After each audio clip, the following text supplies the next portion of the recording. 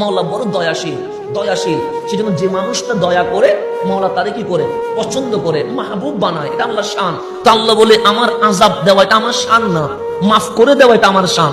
আযাব দেওয়া আমার শান নয়, রিজিক দেওয়া আমার শান। আযাব দেওয়া আমার শান নয়, বান্দার উপর রহমত বর্ষণ করা এটা আমি আল্লাহর শান। তাহলে মাওলা আযাব আসে কেন? কখনো গরম বেড়ে যায়, কখনো ঠান্ডা বেড়ে যায়, কখনো ভূমিকম্প বেড়ে যায়, কখনো বা সুনামি বেড়ে যায়, কখনো বা আমাদের রিজিকের উপরে হামলা আসে।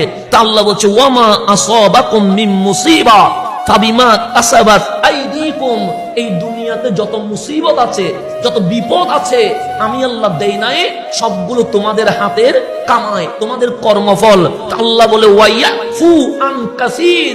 আর আযাব তো আরো অনেক বেশি আসার কথা ছিল, কিন্তু আমি আল্লাহ তোমাদের অনেক গুনাহকে মাফ করে দিয়েছি। ইয়াফু মানে ক্ষমা করে দিয়েছি। আন কাসীর, কলিল না।